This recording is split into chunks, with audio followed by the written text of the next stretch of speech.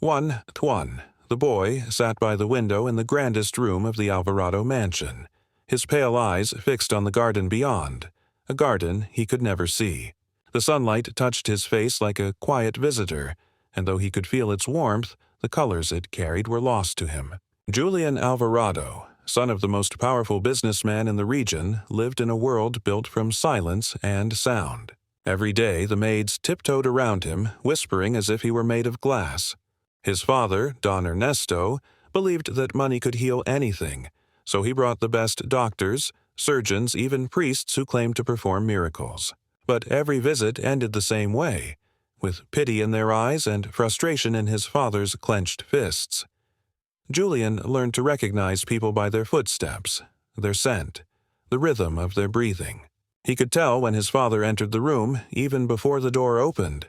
The heavy click of polished shoes, the scent of cigars and power. Yet, despite the wealth, the mansion was unbearably empty for him. The marble floors, the gold chandeliers, the vast gardens, all of it was meaningless in a world without sight. His only companions were the piano in the corner and the breeze that slipped through the curtains at dusk, carrying the scent of orange blossoms. He would sit for hours at the piano, fingers gliding over the keys, playing melodies he could never name, only feel. One warm afternoon, while he sat by the window tracing the outline of the sun through the heat on his skin, a small sound reached his ears, a rustle, soft and hesitant, coming from the garden below. He tilted his head, listening closely. It wasn't a bird or a gardener. It was the sound of bare feet on gravel. Then a voice, delicate and trembling, broke the still air. "Can I sit here?" it asked. The tone carried a mixture of shyness and courage, something Julian had never heard before. He turned his head toward the sound, his unseeing eyes searching. "Who are you?" he asked. "A girl," she replied simply. "My name's Alma." Her voice was close now, and he could sense her presence. Small, young, but alive with something strange, almost luminous. "You shouldn't be here," he murmured. "My father doesn't like strangers in the garden." "I'm not a stranger," she said softly. "I've been coming here for days." "You just never noticed," Julian frowned, trying to understand. There was something disarming in her tone, something that drew him in despite himself. "Then why are you here?" She hesitated, then whispered, "Because you looked lonely." For a moment he didn't know what to say. No one had ever spoken to him like that.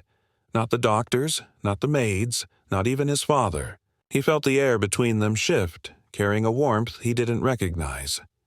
"You can sit," he said finally, and when she did, something inside him changed. The air seemed fuller, the world quieter, as though it were waiting for whatever would happen next.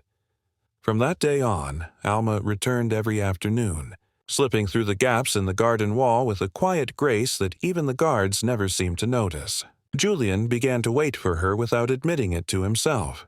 Each morning he would pretend to play the piano or sit near the fountain, his head tilted toward the sound of the wind, listening for the familiar rhythm of her steps.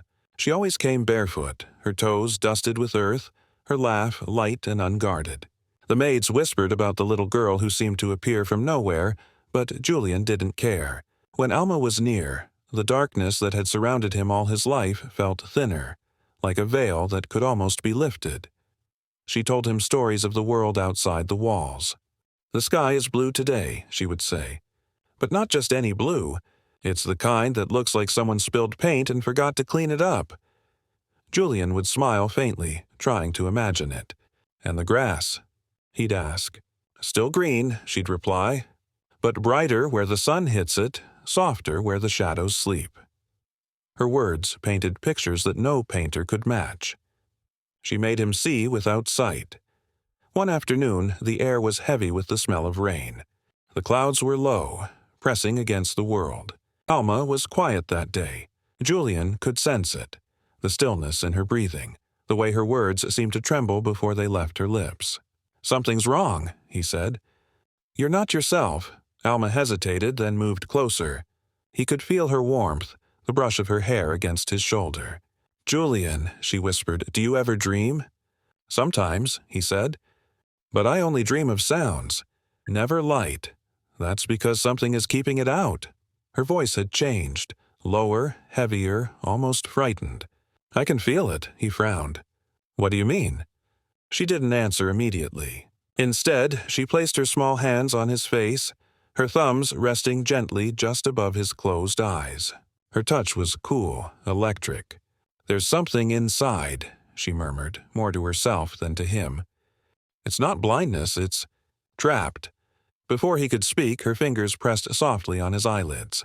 A strange warmth spread through him, followed by a sharp, blinding ache deep behind his eyes. He gasped and tried to pull away, but she held him steady. Don't move, she said, her voice trembling. It's almost out. Then came the pain, a searing, white-hot pulse that made his whole body shudder. He felt tears streaming down his face, but they weren't like normal tears. They burned, stung, and felt heavy, as if something solid was being drawn out from within him. The world spun, his heartbeat thundered in his ears, and then, suddenly, there was light.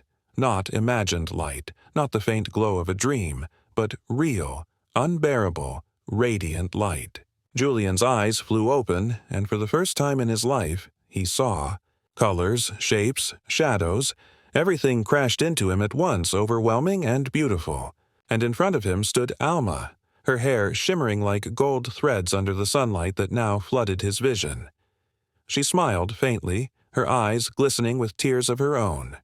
You can see now, she whispered, her voice trembling between wonder and sorrow. Julian blinked, staring at her through tears, his lips trembling. Alma, how did you— But she didn't answer. Her small hands dropped from his face, and for a fleeting second he thought he saw something dark and glimmering fall from his eyes into her palms. 2 small crystals, smooth and pulsing faintly, as if alive. She closed her hands around them and whispered something he couldn't quite hear. And then, before he could reach out to her, a gust of wind rose, and Alma's figure began to blur in the light, her outline fading like mist in the sun. Julian stumbled to his feet, his vision still a torrent of blinding color and motion. He could hardly stand. The sheer force of seeing for the first time left him trembling. The world was too vast, too alive. Every shadow, every flicker of light felt like a miracle and a wound all at once. The garden he had only known by scent and touch now exploded before him. Roses like crimson fire, fountains flashing silver, sunlight glittering through raindrops suspended in the air. He cried out in disbelief, laughter and tears mingling in his throat. But when he turned to look for Alma, she was gone. "Alma!" he shouted, his voice breaking. The echo returned from the walls, lonely and cold. Guards came running, startled by the noise. They froze when they saw him standing without his cane, eyes open and shining like twin suns. "Señorito, your eyes—" one whispered. "You can see!" The news spread through the mansion like wildfire. His father arrived moments later, breathless, clutching the doorframe as if afraid to believe what he was seeing. "Julian?" he rasped. Julian turned toward him, and for the first time in his life he saw his father's face, lined, tired, and filled with something between fear and awe. "I can see, Father," Julian said softly. Don Ernesto staggered forward, pulling his son into a trembling embrace. He shouted for the doctors, the priests, anyone who could explain this impossible miracle. But when the doctors examined him, they found nothing. No surgery marks, no medical reason. The blindness was simply gone, erased as if it had never existed. Only one detail confused them: the faint traces of silver dust under Julian's eyes, glimmering like fragments of stone. That night, long after everyone had celebrated and the mansion had grown quiet again, Julian sat alone in front of the mirror. The moonlight streamed through the window, painting his reflection in pale silver. He studied himself, his face, his eyes. They were not as he imagined.